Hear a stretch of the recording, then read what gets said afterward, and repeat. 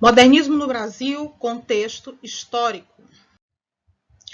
Retratos do Brasil no início do século XX. Qual é o pano de fundo no qual se desenvolveu o modernismo brasileiro? Quais foram os acontecimentos? Nós vivíamos em um país, no início do século XX, cheio de mudanças. Primeiro, na organização política da sociedade brasileira. Passou-se da monarquia para a república. Houve a modernização de algumas capitais. A vinda de imigrantes europeus para se estabelecer no Brasil foi facilitada pelo governo. Devido à recente libertação dos escravos, precisava-se de mão de obra e de preferência barata. Várias revoltas e insatisfações ganharam força e se manifestaram no país durante esse período.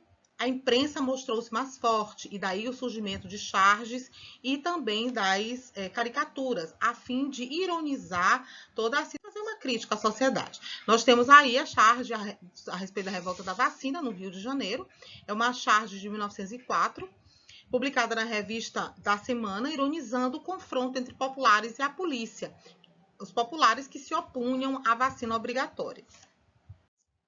As charges das caricaturas, elas fizeram a história ao longo do Segundo Império. Ganharam fôlego, principalmente se consolidaram durante a República e devido aos fatos ocorrentes aí no início do século XX. A trajetória das charges está ligada, basicamente, ao desenvolvimento da imprensa no Brasil. E nós temos agora uma grande pergunta que baliza todo esse momento da arte modernista. Que país é esse? Essa é a grande pergunta que não quer calar. Foi uma busca de resposta incessante no Brasil no século XX e que perdura até hoje no mundo das artes. Já no pré-modernismo, 1910 a 1922, percebia-se a preocupação de alguns autores em denunciar a realidade brasileira, aquela realidade que não era vista, a realidade não oficial. Temos um exemplo disso já com a obra Os Sertões, de Euclides da Cunha. Euclides da Cunha foi um dos autores que mais se empenhou nessa documentação desse Brasil não oficial, para que este Brasil fosse, obviamente, conhecido por todos. Em 1911, com a figura do Lima Barreto, que publicou o livro Triste Fim de Policarpo Quaresma, um romance que mistura crítica, análise e humor, além de discutir bastante a questão do nacionalismo.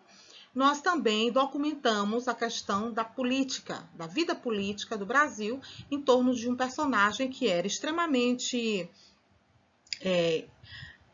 ingênuo, pode-se dizer assim, por ser um nacionalista ingênuo.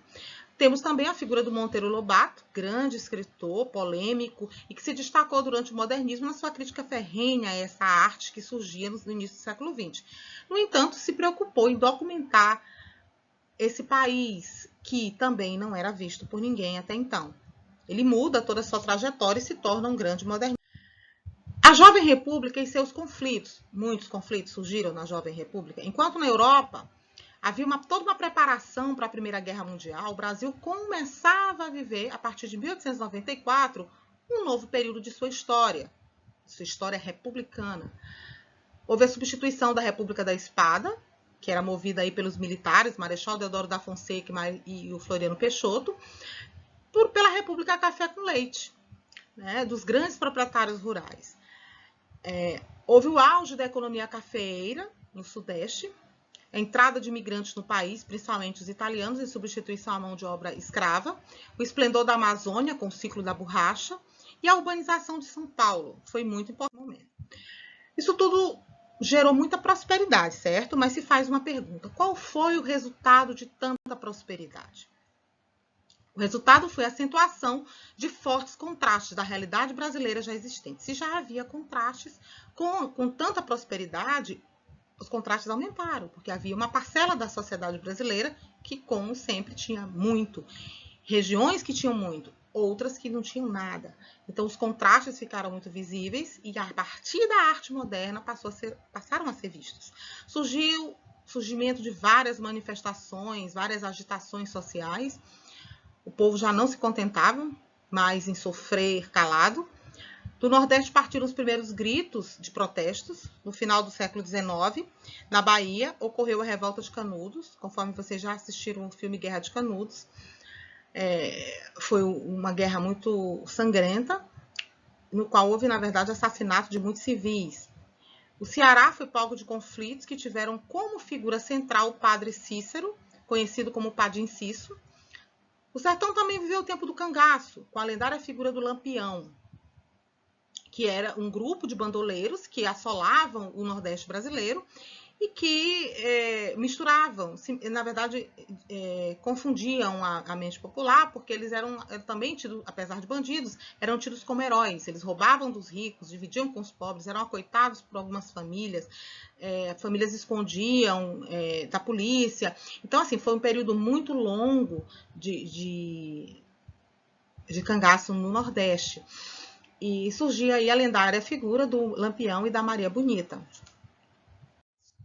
A revolta da vacina no Rio de Janeiro, em 1904, foi uma intensa revolta popular, usando como pretexto a luta contra a vacinação obrigatória, idealizada por Oswaldo Cruz.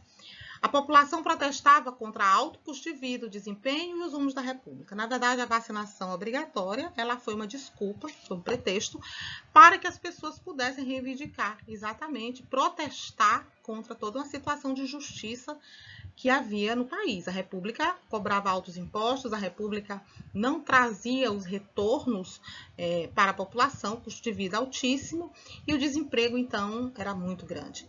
A revolta da Chibata, que aconteceu no Rio de Janeiro, em 1910, com qual marinheiros liderados por João Cândido, o almirante negro, contra o castigo corporal empregado na Marinha Brasileira. Esse conflito foi muito importante, porque até então na Marinha Brasileira, principalmente na parte mais humilde da Marinha, hierárquica mais baixa,